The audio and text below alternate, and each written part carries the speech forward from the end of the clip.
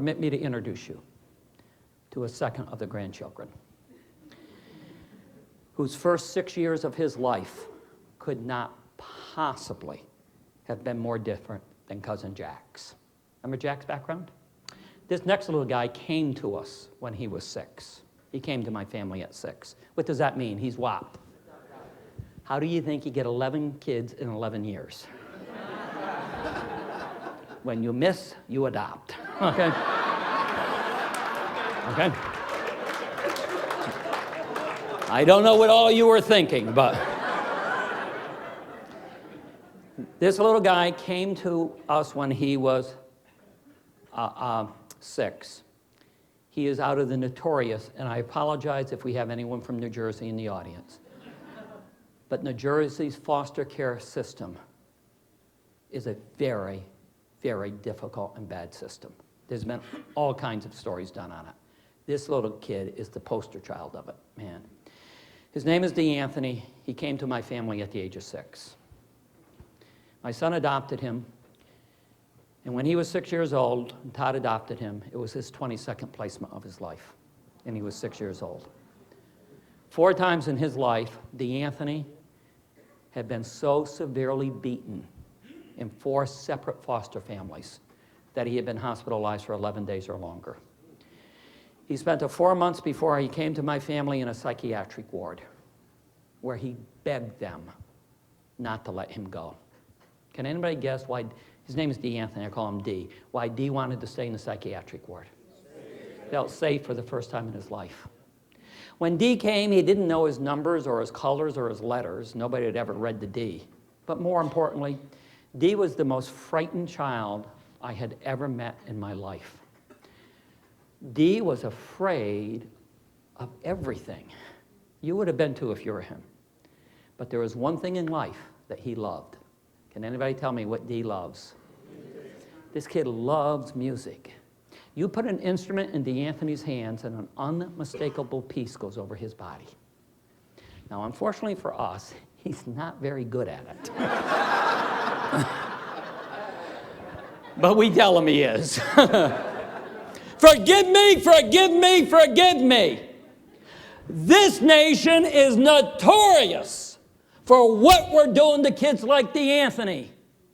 We are pulling kids in this country out of the only things they like to double them up in what they do not like and are already failing at in the name of high standards. And I'm here to tell you, with a multi-million-dollar research budget behind me, we cannot find an ounce of evidence anywhere that the process being used in almost every school in the country works whatsoever. You want D to do better in school? Keep it in art and music. Let me ask you, can you teach language arts, math, science, social studies through music and art? Are you? Or did you cheer because you thought I was saying put them back in the 1990 art and music curriculum? You know what the nation's highest performing schools taught us? It's a hybrid. It's a hybrid. It's the integration for kids like D. It's an integration of art and music with the academics. You can't tell when one begins and the other ends. Ladies and gentlemen, you have a serious structural problem. It is called regulation, certification, tenure, and contracts. We divided everything up for the ease of teaching and not how kids learn. Can I teach math and science through football and phys ed? Are you? Ladies and gentlemen, that's the message we learn from the highest performing schools. Focus on the kids. Find out what they like. But what do we do instead? Let me play a little video and see if it sounds like it could be true. And remember, I'm probably the only person in the room that ever ran a state testing program. We're the New York State people. Ran the Regents examination programs.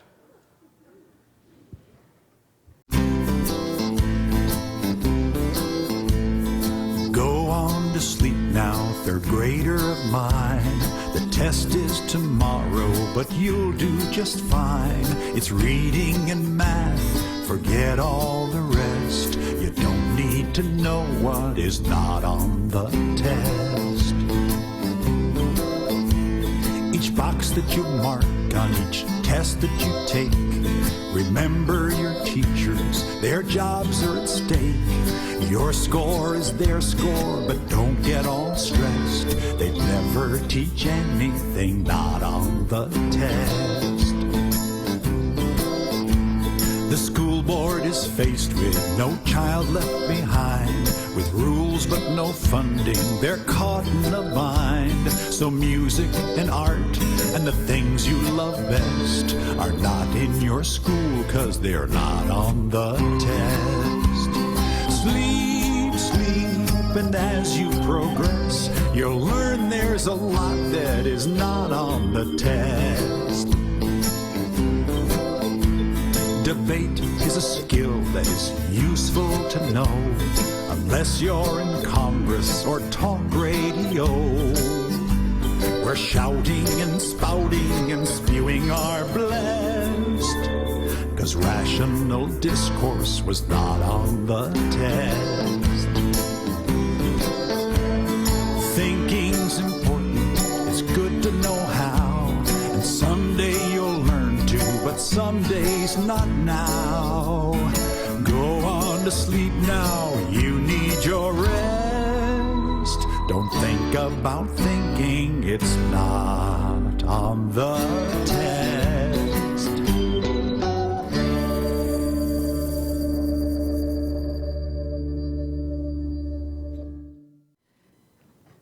Ladies and gentlemen, as we watch the nation's most rapidly improving schools, they have a different mission.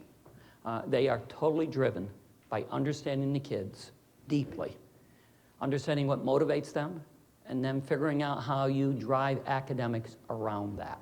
That's why we call it rigor, relevance, and relationships.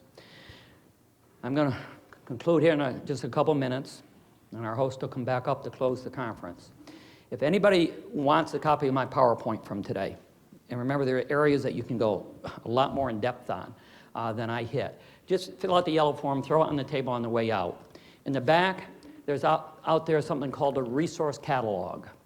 What we've done is taken the best practices and the lessons and materials and the case studies of the nation's most rapidly improving schools, and we've begun to write them up. It's called Resource Guide. It will tell you how you can get some of the materials and resources they're using. The other thing that's back there is on June 24 through 27 in Orlando, Florida, we're going to be bringing together, with the support of the Council of Chief State School Officers, the National Governors Association, and a couple other groups, we're going to bring these nation's most rapidly improving schools together. They've never met each other. We're going to bring them together at something called a Model Schools Conference. And all we're asking them to do is come and tell their story. Here's my word of advice to you. Bring a team. Bring teachers. Bring administrators. Bring a board member. Let them see how these schools are doing it. They're not spending more than you are. They're not working harder than you are. But they're working fundamentally different. Final point on it. They use technology up to their eyeballs.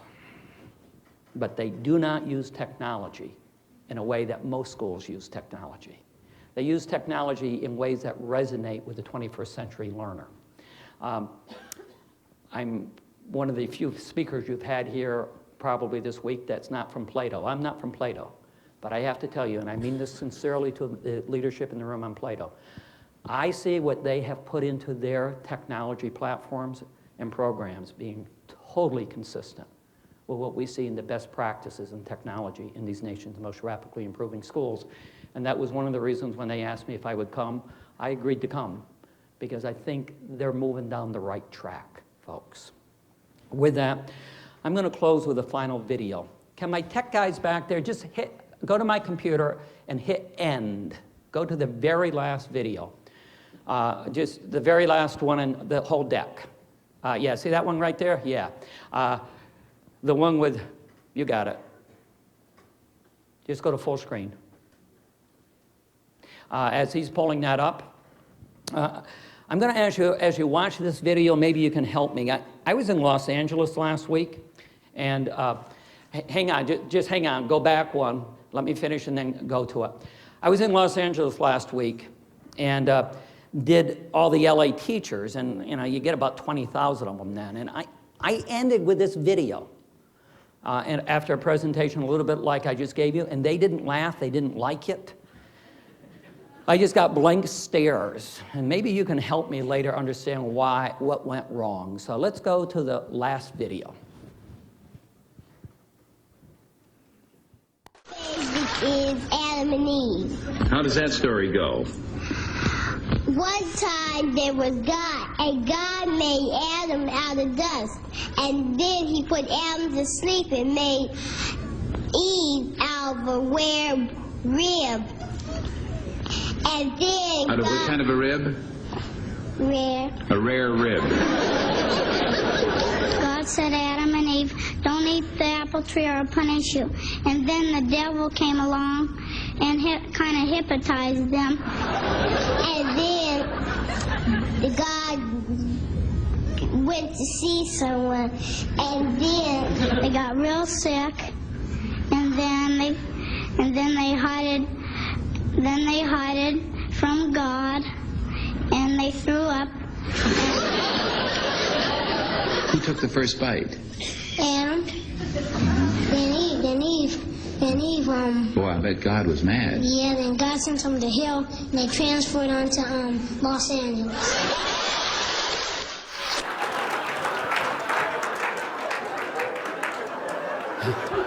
So if you don't listen to what I say, I'm going to have you transferred to Los Angeles, folks. Thanks. Have a great trip home.